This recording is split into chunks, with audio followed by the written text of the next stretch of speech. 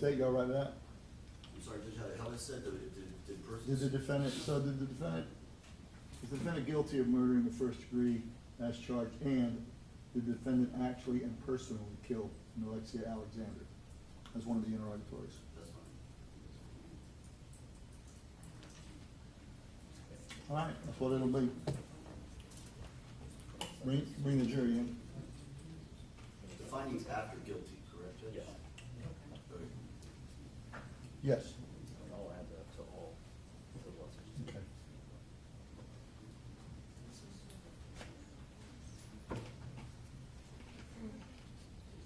You can email that to me again.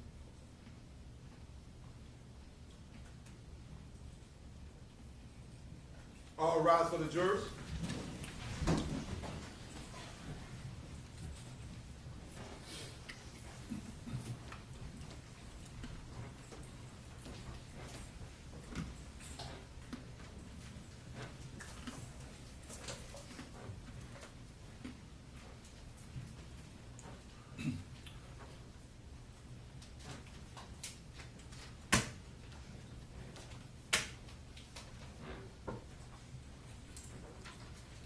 Jury's back, y'all may be seated. Thank you, ladies and gentlemen. Were you able to follow the court's instructions again? No media, you didn't look anything up, no one spoke to you, you didn't speak to anyone about this case? No, sir. Very good, thank you, folks. We're going to give you the closing argument, State. Thank you.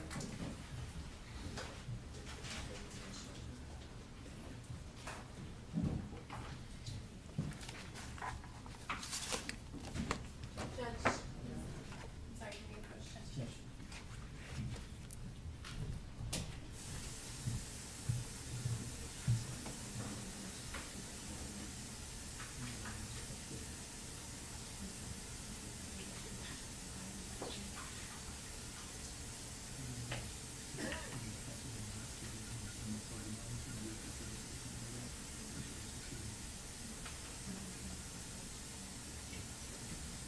All right, ladies and gentlemen, the state of defense has now rested your cases for the record, and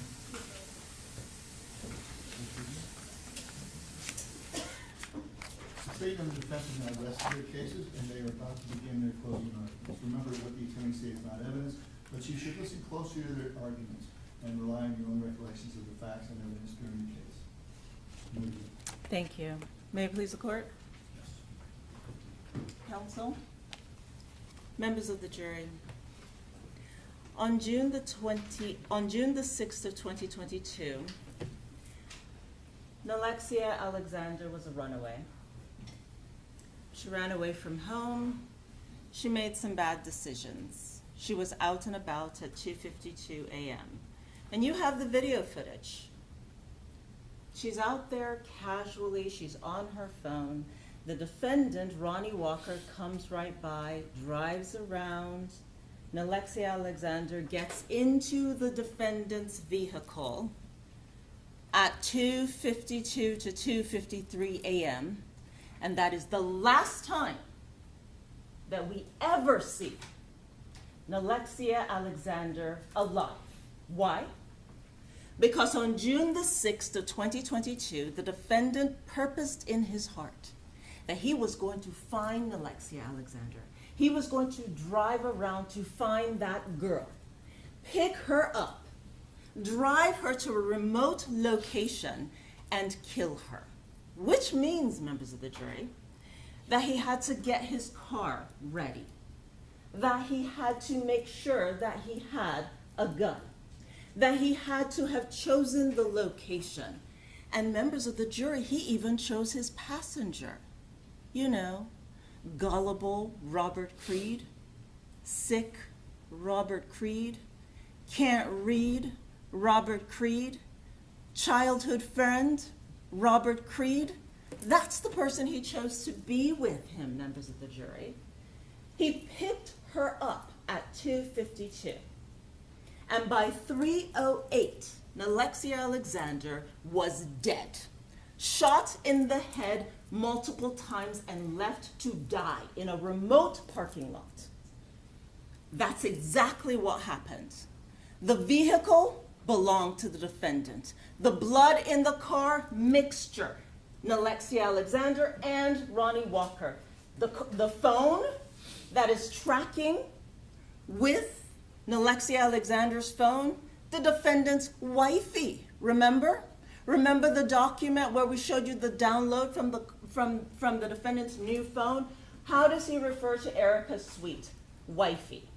He had his wifey's phone, that 305 number, and it tracked from his house, which was, by the way, only less than a mile away from Nilexia Alexander, picked up Nilexia Alexander, drove to the location, and these two phones, Nilexia Alexander's phone and Ronnie Walker's girlfriend's phone, are tracking at the exact same time, all the way to the crime scene, all the way back. Everywhere the defendant went, that's where Nilexia Alexander's phone was going.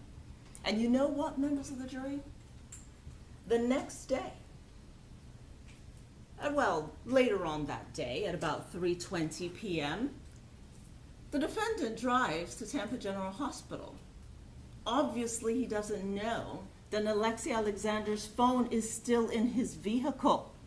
And that's why the police went to Tampa General Hospital. That's why they had that lead. Well, members of the jury, Nilexia Alexander made some bad choices. She was 14 years old, and it has been said, at about 1 a.m. in the morning, just casually walking around, there are only two categories of people: victim, prey, and predator. Objection, improper argument. On May the 6th of 2022, Nilexia Alexander was prey. Because members of the jury, you'll learn that if you don't know which one you are, you're prey. Nilexia Alexander was prey. She was picked up, she was taken to a remote location, and she was murdered. And she was murdered by Ronnie Walker. That's what the evidence shows. And every single piece of evidence corroborates that fact. The phone evidence that puts the defendant at the location prior to the murder, during the murder, after the murder. Nilexia Alexander's phone tracking with the defendant's vehicle, and the DNA in the defendant's vehicle. That cannot be stepped on. That cannot be ignored because, members of the jury, this DNA of Nilexia Alexander's is a mixture of the defendant and Nilexia Alexander. And it's in the rear, the back seat behind the driver. So this is where you come in. Throughout the case, you get to listen to this case, right? You will learn from the jury instructions. Judge Fichon is going to read it to you. You are the sole determiners of a witness's credibility. You get to decide what to believe and what not to believe.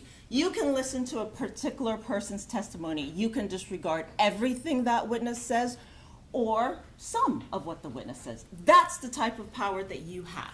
So members of the jury, think about the common sense. The defendant's DNA is mixed with Nilexia Alexander's DNA in the back seat area of the vehicle. So you have to ask yourself, how often does one sit in their own vehicle in the back seat behind the driver? How often does one do that? To the point that their DNA will be mixed with the victim? Do you know what this evidence shows? It shows that the person who shot Nilexia Alexander had personal contact with her. Objection, improper statement of the facts. Which Ladies and gentlemen, I'll just remind you what the attorney said is not evidence. which is supported by the evidence in this case, members of the jury. Personal contact with the victim. The victim is in the defendant's car. The defendant's DNA is mixed with Nilexia Alexander's DNA in the backseat of the defendant's car, a car that is registered to Nilexia Alexander. This girl is shot, and somehow she's shot at least one time in that vehicle, or close enough that there's DNA and blood evidence in this vehicle. This vehicle is right there when Nilexia is either dragged or pulled or somehow is now in the field, where the defendant, Ronnie Walker, gets up close and within 12 inches of her face shoots her again and again and again. Yes, members of the jury, that's what the evidence shows. Contact. Yes, that is why the defendant's DNA is mixed up with Nilexia Alexander's DNA. That's the evidence. Now, the state has told you from the beginning that we have the burden of proof. Members of the jury, we accept that burden. We told you we would meet this burden, that we would prove this case to you beyond and to the exclusion of every reasonable doubt. And that is exactly what we have done. You will get the jury instructions, and then you will learn that it's not so much that the state has to prove every little point. Did you swab the casing? Did you dust that particular shell casing? Did you follow up on every social media situation or possibility? That's not what the state has to prove. The state has to prove the elements beyond and to the exclusion of every reasonable doubt. So let us talk about the elements.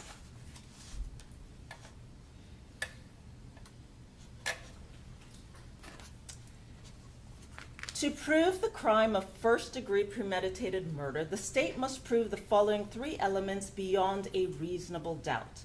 Nilexia Alexander is dead. The death was caused by the criminal act of Ronnie Walker. There was a premeditated killing of Nilexia Alexander. And then we talked about an act includes a series of related actions arising from and performed pursuant to a single design or purpose. Killing with premeditation is killing after consciously deciding to do so. The decision must be present in the mind at the time of the killing. The law does not fix the exact period of time that must pass between the formation of the premeditated intent to kill and the killing. The period of time must be long enough to allow reflection by the defendant. The premeditated intent to kill must be formed before the killing. The question of premeditation is a question of fact to be determined by you from the evidence. It will be sufficient proof of premeditation if the circumstances of the killing and the conduct of the accused convince you beyond a reasonable doubt of the existence of premeditation at the time of the killing. So let's talk about the witnesses. Remember, Robert Creed said that that the defendant woke him, says, "Hey, let's go drive." Robert Creed said, "I wasn't feeling well, but I got into the car with him." He's like, "Let's drive around, look for this girl." They drove around. Nilexia Alexander, you see her on the video. You will have the video footage from the location she was picked up on. Because you'll remember that the vehicle is facing, and the Nilexia Alexander gets into the vehicle on the driver's side. Okay? That's going to be important. Because whoever she's having contact with would have been on the driver's side, which means she trusts the driver enough to get into the vehicle, right? And then it just happens to be that when you go back to look at the video from 3000 North Highland, her body is on the driver's side of that field. She would have had to come out still seated behind the driver's seat. So, Nilexia Alexander is dead, that's not in dispute. The death was caused by the criminal act of Ronnie Walker. Ronnie Walker picked her up. Ronnie Walker drove her to a remote location. Ronnie Walker turned off his lights. Ronnie Walker made sure that she shot multiple times. Ronnie Walker drove away, leaving Nilexia Alexander in that field, abandoned and alone. Ronnie Walker drives away with his lights off. Ronnie Walker drives around a bit and then goes to the Thornton. Ronnie Walker cleans out his car. If people who even liked Ronnie Walker and were, you saw them, you get to judge their credibility. If they were somewhat distant, hostile towards the state, but they still testified to the facts of what the defendant did. Remember the individual from Giant Motors, right? The person who the defendant worked with, right? You ask him, yeah, did you tell the police about, the defendant cleaning the car for a long time? Yeah, but he would have cleaned the car. Well, on the day of, he talked about how the defendant cleaned up that car so much that it was odd So much so that Tampa Police Department went back and collected the vacuum cleaners and everything to see if they would find evidence, right? The defendant cleaned up his car, but the car is still filthy. You have the photographs. Why is the car still filthy? He's not cleaning it up for cleanliness or to declutter it or for organization. He's cleaning it to try to get rid of the blood. And he believed he had gotten rid of the blood. And that's why that jail call that we played becomes relevant, members of the jury, because in that jail call, and you'll have the jail calls, he says, if they give me 5 years, I'm gonna jump on it, I'm gonna take it. They have DNA in my car. That's why that jail call becomes relevant. And then the other jail call, where he's trying to convince Erica Sweet, his girlfriend, to be a witness for him. I don't know what I did. I was hoping you'd be a witness for me. And then she gets mad, so listen to that jail call again, right? Because it's her phone in play. Because he had lost his phone or broken his phone 2 weeks prior to this. And why is that relevant? Because nobody is taking the position that Ronnie Walker is not intelligent. That's not the state's position. After all, think about it. He chose Robert Creed. He used Robert Creed's to call Nilexia Alexander.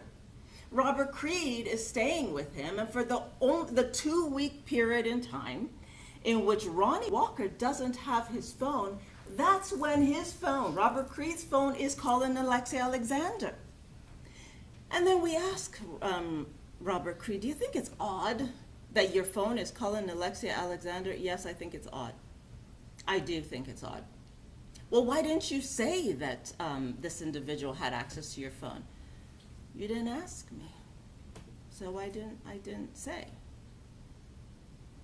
Simple.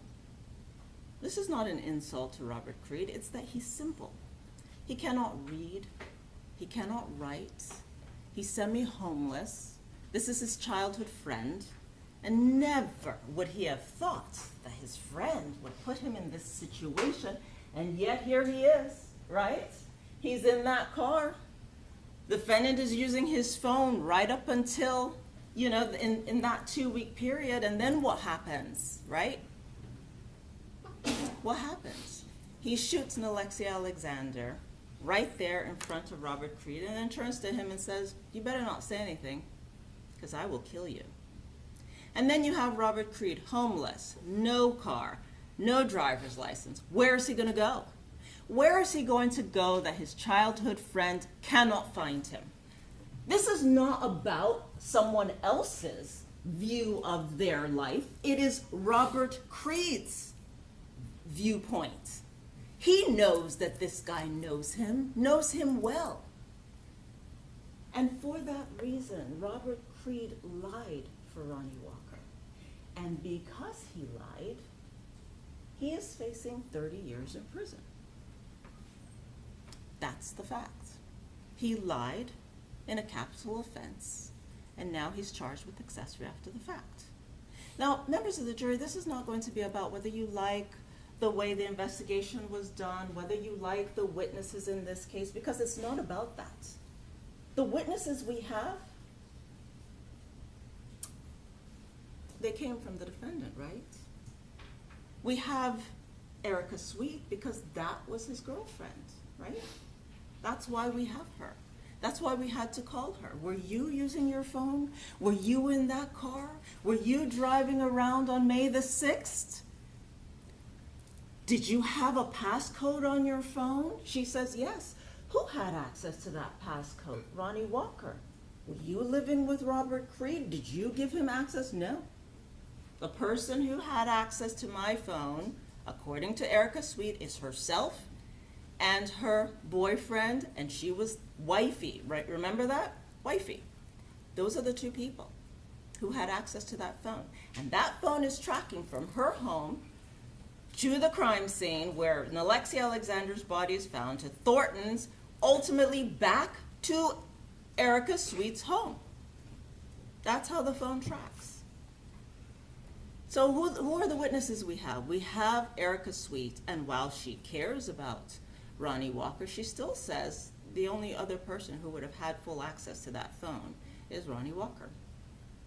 But then we ask her, hey, have you been speaking to Ronnie Walker since the duration of this case? She says no. And that's why those jail logs become relevant, because they are communicating constantly from 2022 all the way to 2025. There is a connection between these two people, and that's the hostility or the pushback that you would have probably seen as you watched her testify. But still, she said that the person who had access to her phone was Ronnie Walker. So if Robert Creed was even using that 305 number, then who would have given access?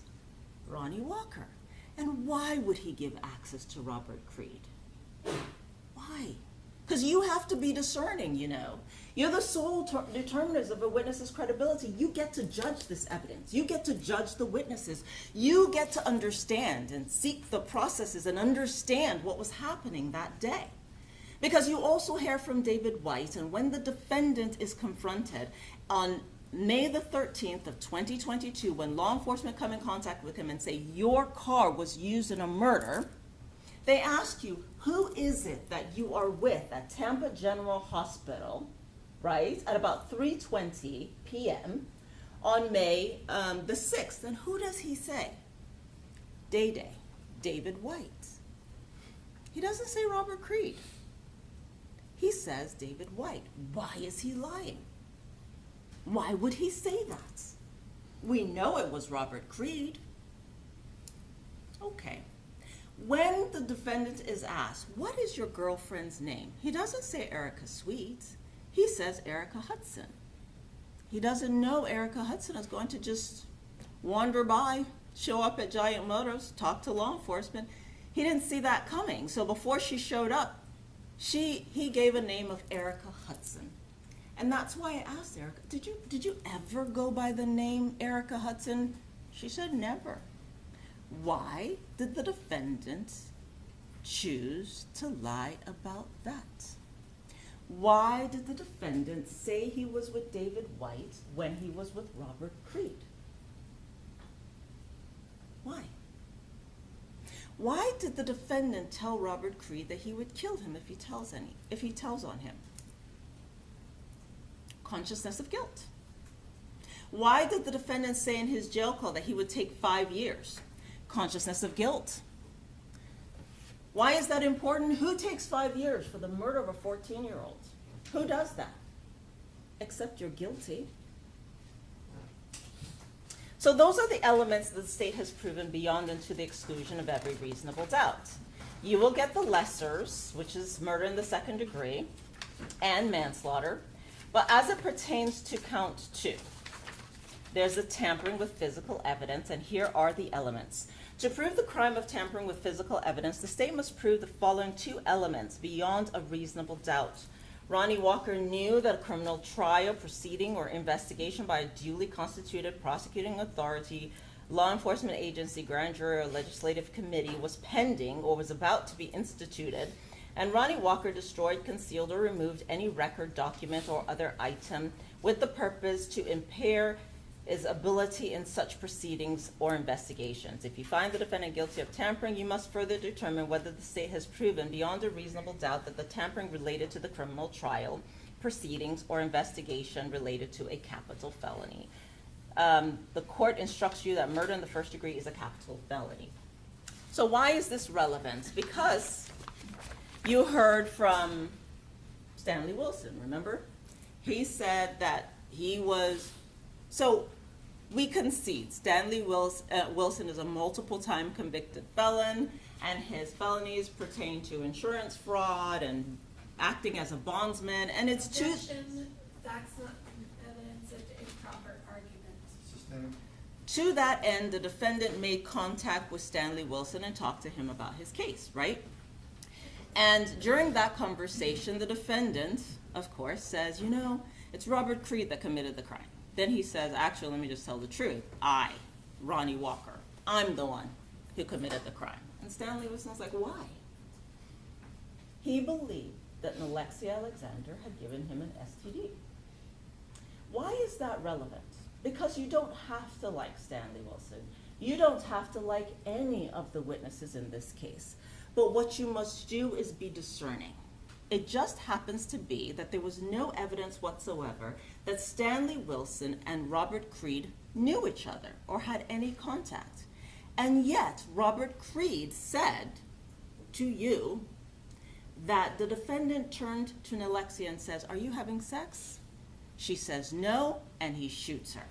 And then he continues to shoot her, right? And then you have Stanley Wilson, yet another person, separate apart.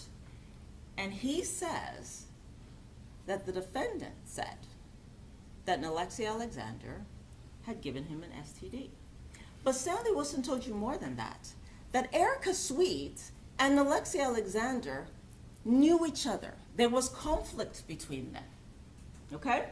This explains Erica Sweet's casual attitude about this homicide. The fact that the police had to get her an investigative subpoena just to talk to them about this case. This explains why Erica Sweet is continuing to communicate with Ronnie Walker from 2022 all the way to 2025. This explains a lot. But you have to ask yourself, why is the motive sex or a sexual related act when Wilson talks about it and when Robert Creed talks about it? These two people who do not know each other.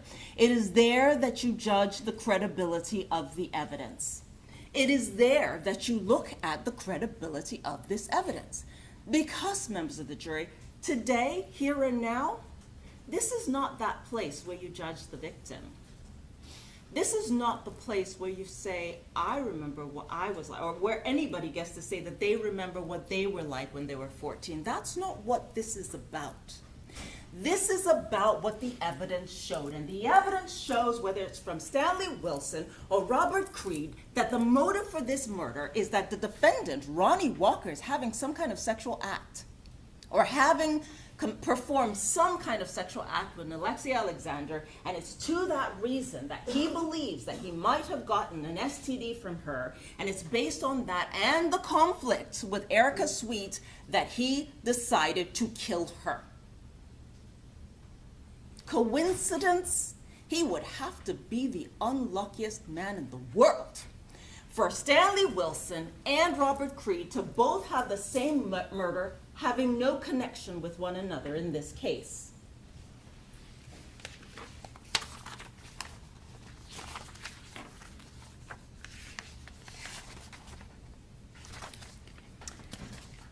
Now, members of the jury,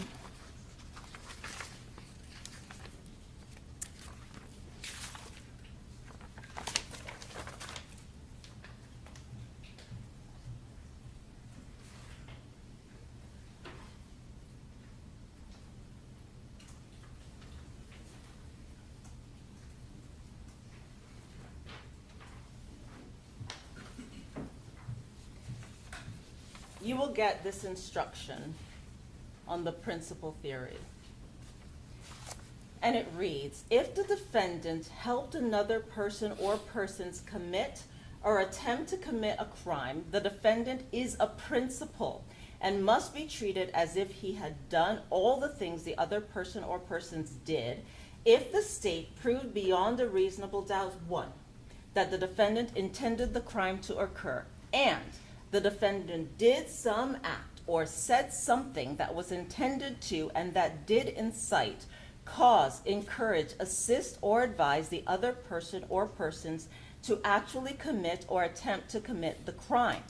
To be a principal, the defendant does not have to be present when the crime is committed or attempted. For the first-degree premeditated murder or second-degree premeditated murder or manslaughter, the state must prove the defendant intended that the killing of Nilexia Alexander occur.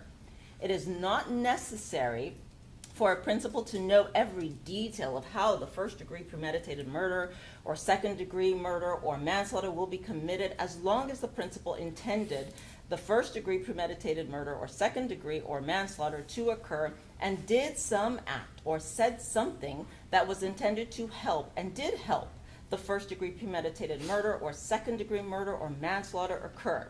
To be found guilty of premeditated murder or second degree or manslaughter with a firearm as a principle, it is not necessary for the state to prove a defendant knew another participant of the first degree murder or second degree murder or manslaughter or was armed. Why is this instruction important? Because, members of the jury, if in fact you do happen to believe that Robert Creed, who had no car, got into the car with the defendant, directed the defendant to drive to this location, got out of the passenger's side, killed Nilexia Alexander, got back into the vehicle, his blood is not at all mixed with Nilexia Alexander, and he's never the driver, then the defendant is still guilty of premeditated first-degree murder, right? Because that would mean that the defendant provided the vehicle, right?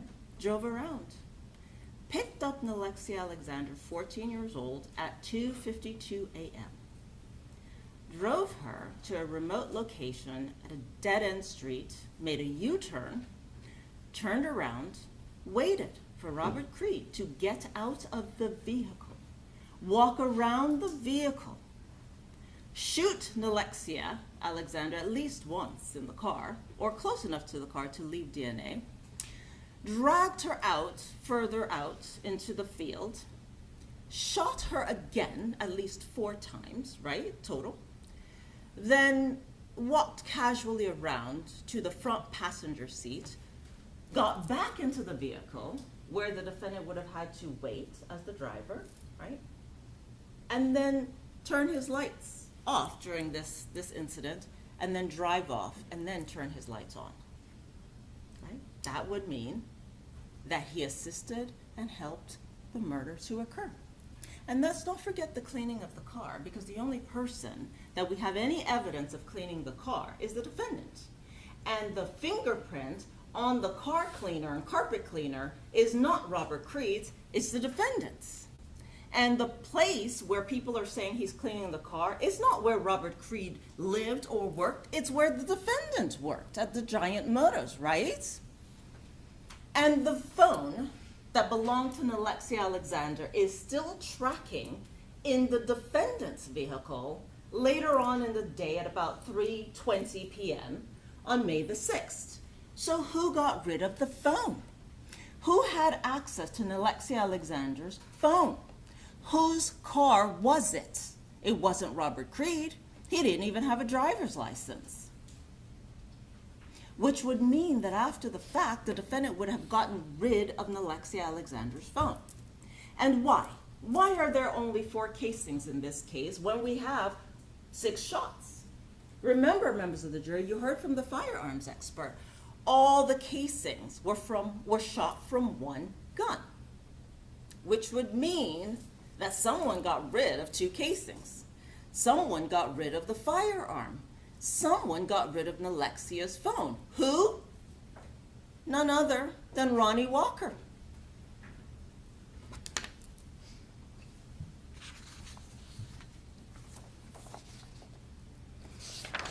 Every piece of evidence points to only one man. Even where it might be argued that it looks like it could be Robert Creed, even then it still points to the defendant because of the time frame.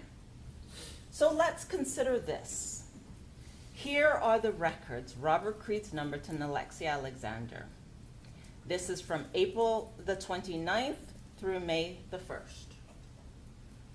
That's when that phone activity would have been, which would have been roughly around the same 2-week time period in which the defendant told the police that he did not have a phone.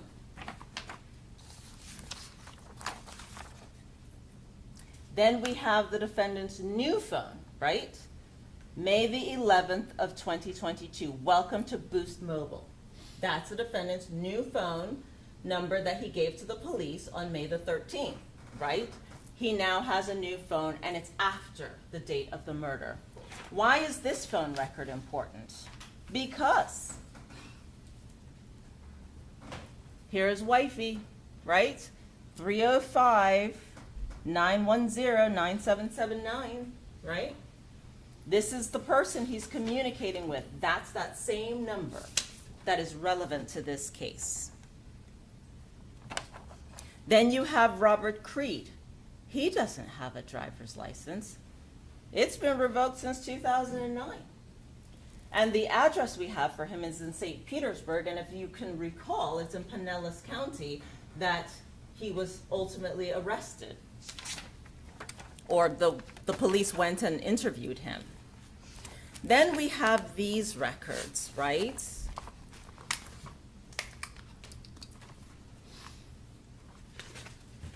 These are the phone logs. You'll have an opportunity to study them better. But why is this important? Because here we are, April the 15th of 2025. This is phone records from the jail system. This is Erica Sweet's phone number. And we have pages and pages and pages of the defendant, Erica Sweet, communicating. And look, July the 8th of 2022. These phone records go all the way back to that time frame.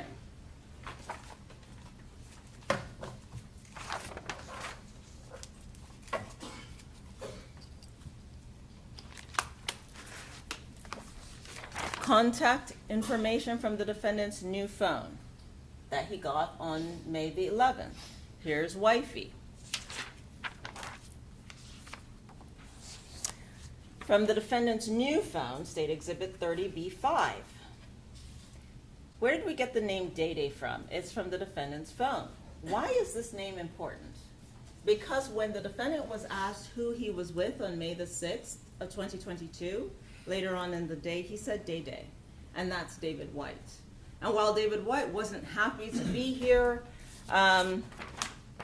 he still says, hey, that person in the Thornton video going into the store, that's Ronnie Walker. Was I with him? I've never even been in Ronnie Walker's vehicle. It's not that Ronnie Walker would have mixed it up.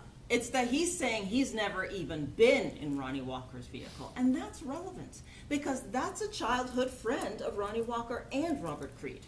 And he, David White, looked at the picture of Robert Creed and said, yeah, that's Robert Creed. And yes, that's Ronnie Walker going into Thornton's. More evidence.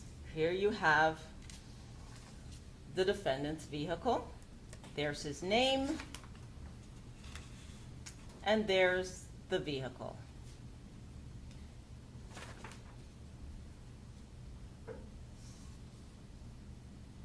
Right down to the license number that you'll see. Why is this important? Erica Sweet. She lived at 18th and 26th. Where was Nilexia picked up? Less than a mile away from this location? Members of the jury, every piece of evidence. Look at this. Ronnie Walker has an open wound. Look at that. State Exhibit F6. That's why there's DNA mixed with Nilexia Alexander.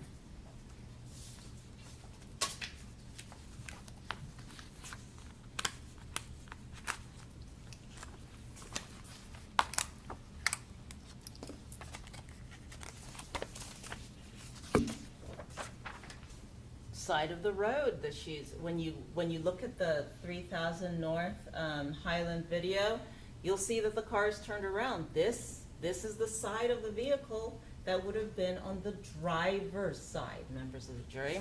It's another piece of evidence, all pointing to Ronnie Walker.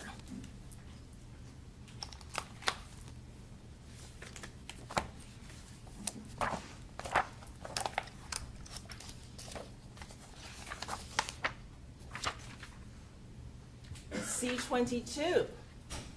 It just so happens to be that the defendant has a carpet and mat cleaner in his vehicle, and that's the item that we got his print off of. That's where you heard Thomas Gonzalez say that the print came back from this item. Not Robert Creed, Ronnie Walker.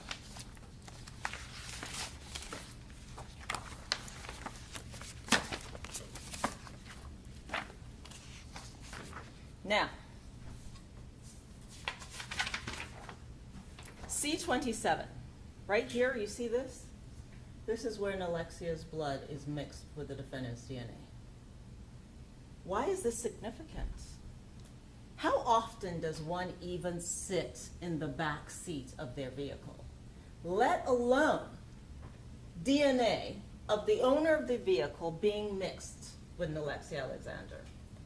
This is a critical piece of evidence.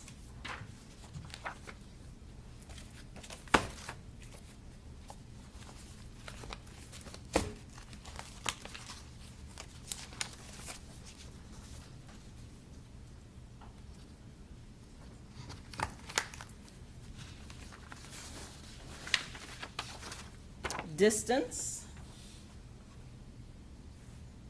from where Nilexia was standing or in the area shortly before she was picked up, and Erica Sweet's home, 0.1 mile.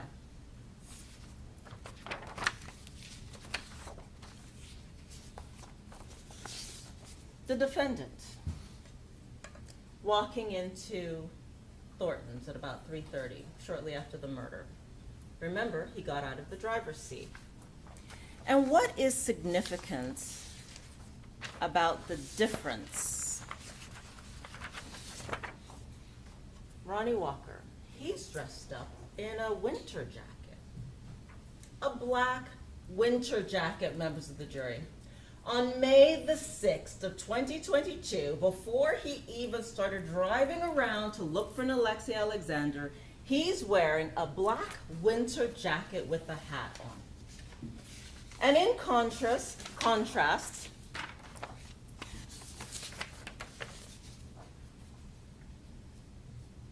there's Robert Creed.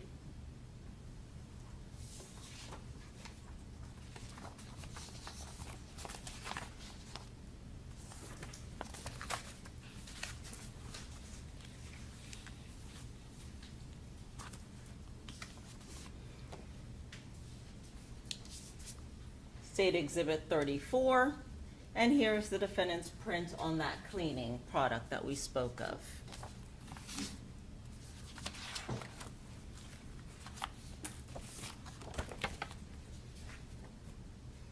Here's Nilexia. You can see the stippling on her face, the shot to her back area and shoulder right there.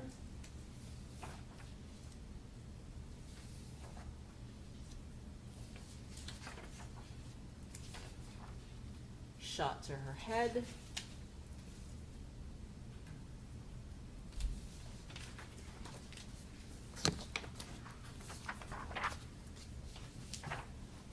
And then the close shot.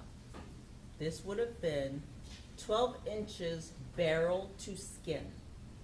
This is premeditated, first-degree murder.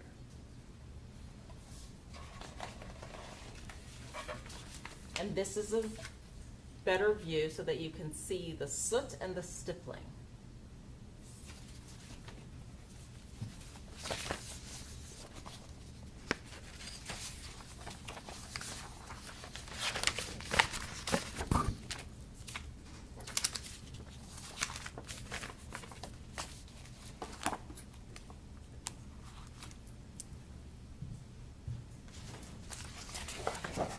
Now, members of the jury,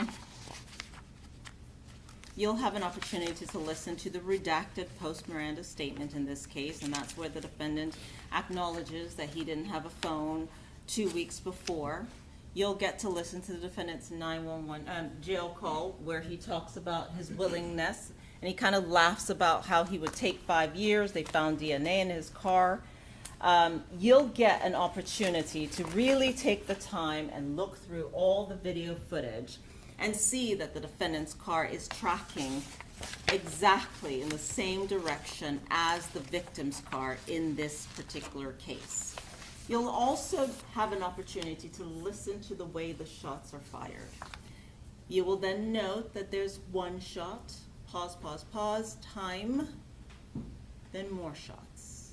The shots alone is evidence of premeditation. The drive to that location, premeditated first-degree murder. The defendant turning off his lights, premeditated first-degree murder. The defendant citing someone else being in his vehicle, knowing full well it wasn't him, premeditated first-degree murder. The fact that Nilexia Alexander was in the vehicle with the defendant and her phone, and that phone has never been found, evidence of premeditated first-degree murder. The fact that he got rid of the firearm, that's evidence. Members of the jury, you will have an opportunity. You'll get a verdict form that looks somewhat similar to this. And it will say, we the jury find as follows as to count 1, check only one letter as to this count A, B, C, or D, and answer all the associated questions under the letters section. A, the defendant is guilty of murder in the first degree as charged.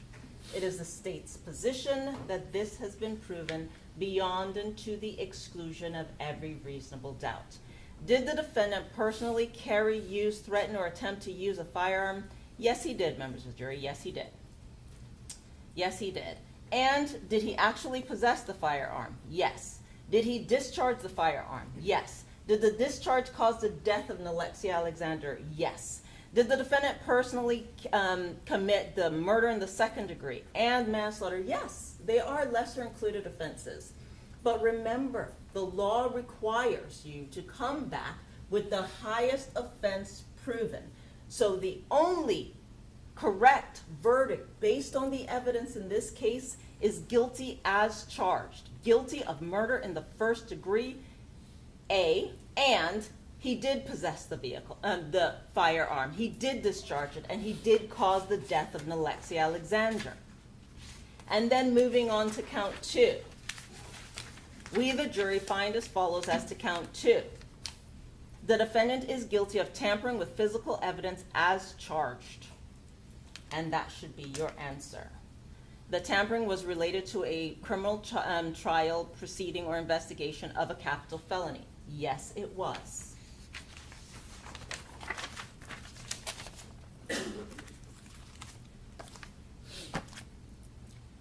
When all is said and done, members of the jury, there is absolutely no evidence whatsoever that you have heard from the stands from the witnesses that would support the notion that anyone else committed this offense. All the evidence that you have gotten points to only one person, and that is Ronnie Walker. And what the attorneys say is not evidence, it's argument. You will have to go back, and you will have to think back at what all the witnesses said. And then you'll see Robert Creed says that the defendant shot Nilexia Alexander. Stanley Wilson said the defendant, Ronnie Walker, shot Nilexia Alexander. The evidence shows that Erica Sweet and Nilexia Alexander didn't get along. The phone records showing that Erica Sweet is communicating with Ronnie Walker from July of 2022 all the way to 2025 supports Stanley Wilson's position that Nilexia Alexander had gotten into some kind of conflict with Erica Sweet over sex or a sex act. The fact that these two men, who there's no evidence to support that they knew each other, Stanley Wilson and Robert Creed, both cite some kind of sex attachment to this motive is evidence of the motive, the premeditation here. The fact that Robert Creed says, let's go look for that girl, and then Ronnie Walker drives her to that location and shoots her multiple times and drives back. Every piece of evidence points to only one man. Members of the jury, Ronnie Walker, he's guilty. He's guilty of premeditated first-degree murder. He picked up Nilexia with the purpose of killing her. He took her to a remote location and he killed her. And then he tampered with physical evidence. He is guilty of premeditated first-degree murder and tampering with physical evidence. And members of the jury, your verdict should say so. Thank you.